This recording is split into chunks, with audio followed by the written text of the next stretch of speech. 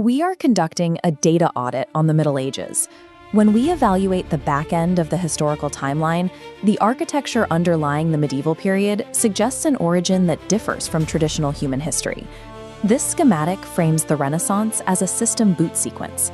If we apply this model, the centuries preceding it function as pre-rendered backstory, a lore database designed to populate the simulation with context upon launch.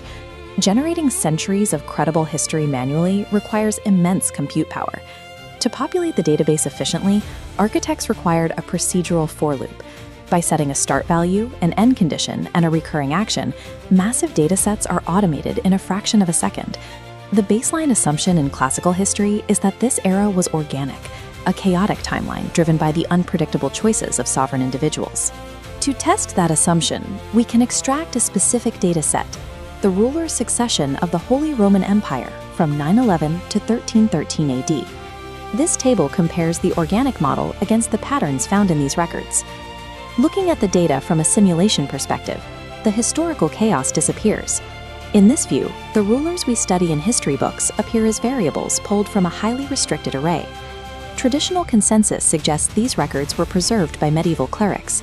However, maintaining precise mathematical symmetry over 4 centuries of warfare is statistically improbable for human scribes. Instead, the record of these centuries aligns with a technical wireframe, rigid and pre-planned. In a programmed environment, physical artifacts like these crowns and scepters operate as high-resolution assets loaded into the database during the system boot. We will now search this 400-year historical dataset for the mathematical fingerprint of a parameter-generating algorithm. Finding a perfect mathematical balance in this era would indicate that the organic history model is insufficient to explain the data. Let's look at the chronological boundaries. The dataset begins in 911 AD and terminates in 1313 AD. This time frame gives a total duration of exactly 403 years. Throughout these centuries, records show exactly 31 kings generated from a restricted array of exactly 13 names. Multiplying these 31 iteration cycles by the 13 name variables yields exactly 403, matching the total year count. Organic biology and warfare are subject to messy probabilities, yet the data from this era snaps into a fixed geometric grid. In software development, massive tasks are often divided into smaller, identical processing loops called execution threads. The overarching 403-year script is divided into 3 identical dynastic threads. The Ottoman, the Salier, and the Stauffer factions each run for precisely 113 years. Independent bloodlines rarely synchronize into identical 113-year cycles. This structure points to the use of automated subroutines. To trigger a new loop without data overlap, an automated system requires a clean point of initiation. Programmers often use a fixed trigger name string to initiate a new sequence. The trigger string for these dynastic shifts is the variable Konrad. Konrad I starts the first section in 911. Exactly 113 years later, Konrad II starts the second.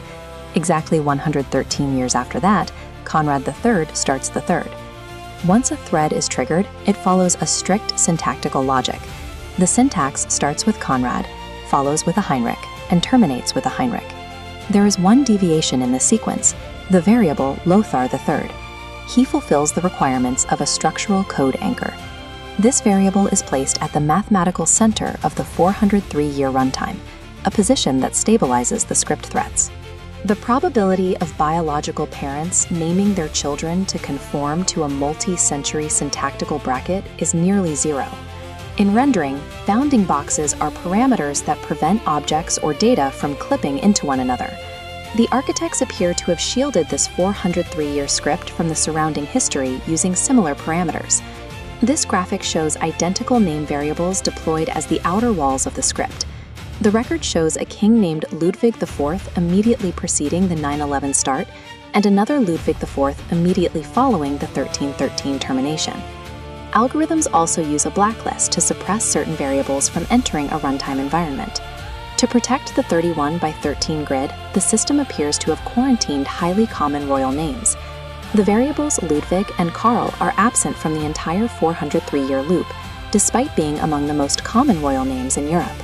For every royal family to bypass these dominant names for 4 consecutive centuries suggests an active exclusion by the generating algorithm. Boundary names and internal blacklists indicate that this era is a quarantined, controlled data block. Viewing these isolated anomalies together reveals an integrated architecture. We have a 31 by 13 mathematical core, 113-year subroutines, Konrad syntax triggers, and Ludwig bounding boxes. The data requires a reevaluation of the organic model. Random human conflict and biological lineage do not yield these specific mathematical results. The scale of this coordination also suggests that human forgery is unlikely. No group of scribes could have maintained this level of chronological consistency over 400 years. The entire era of the Middle Ages functions as nothing more than a localized backstory file, instantly rendered directly into the master historical database. The code is exposed. It is time to stop reading history and start reverse engineering reality.